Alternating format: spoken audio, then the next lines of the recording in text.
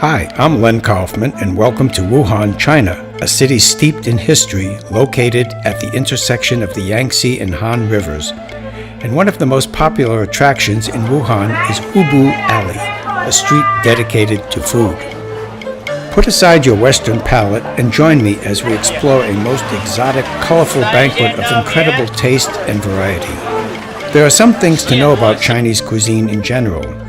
The Chinese tend to purchase their groceries for consumption the same day and don't typically go shopping for the week as we tend to do in the West. The implement of choice in the Chinese kitchen is the wok, which is used for frying and sometimes for boiling. Steamed food is also very popular. Ovens are rarely used. I visited the apartment of a Chinese friend of mine, and her oven was used to store pots and pans, not for cooking. In terms of spices, there is a pretty large divide between East and West. The Chinese use a lot of garlic, chili powder, pepper, cinnamon, ginger, and cumin. And they frequently use spring onions, which we call scallions. But they don't tend to use much in the way of herbs like parsley, sage, rosemary, thyme, oregano, and so forth. If parsley is used as a garnish, it will almost always be fresh and not dried.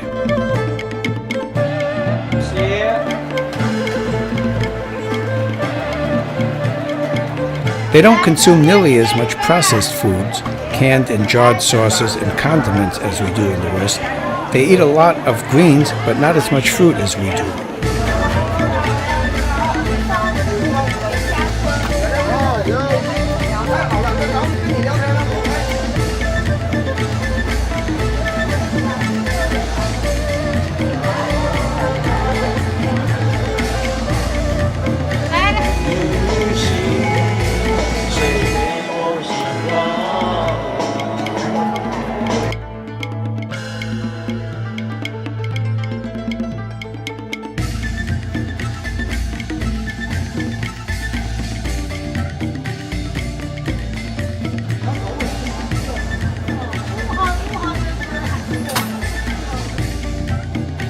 Both China and the West consume fish of many kinds. However, freshwater fish tends to be more common in China than in the West.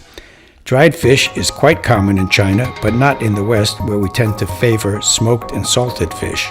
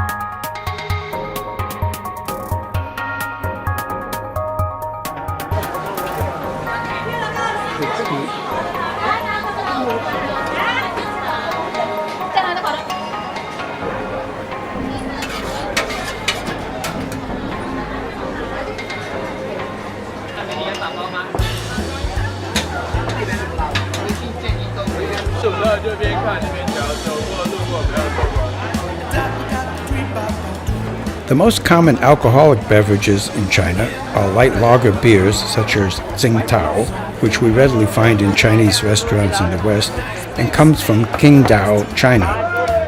There is also a strong vodka-like brew called Baijiu, which is distilled from grains.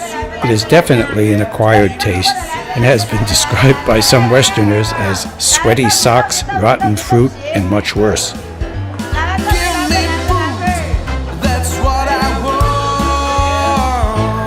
You'll see very little cash change hands in Hubu Alley, and quite frankly, throughout most of China. Most of the payments are handled with cell phones and QR codes shown here next to the food.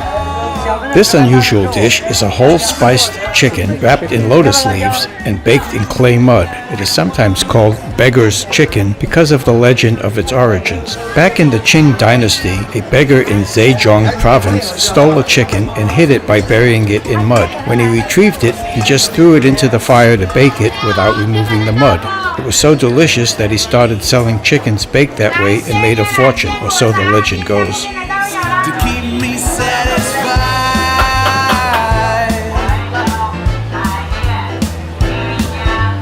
Give me food, that's what I want. Bolognese all through the day. Dairy products are not that popular in China, but soy is extremely popular. It is a common breakfast beverage and can also be found in a variety of forms in tofu, which may show up as soft, firm, fried, skinned, and shredded. Ice cream cake and chocolate sauce would see me through okay. Let's keep eating and competing ever and a day. I need something more than soup. Though beef jerky is a popular snack in China, the Chinese prefer fresh meat, bought frequently and used right away. In the West, similarly to our preparation of fish, we consume a lot of salted and smoked meats, such as ham, sausage, and deli products.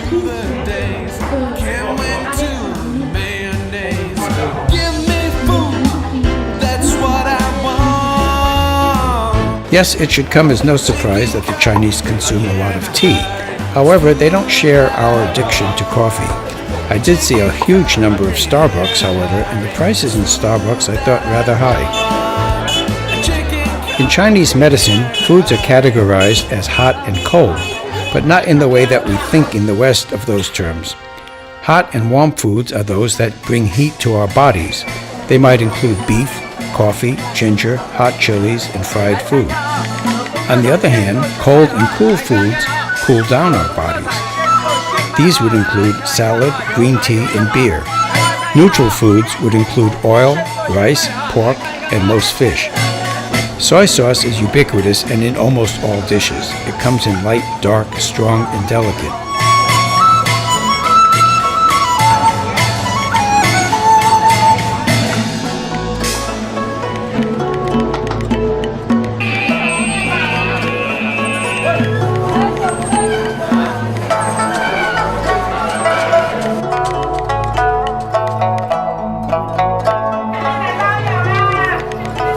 I hope you enjoyed our culinary adventure in Hubu Alley, Wuhan, China. Different every day.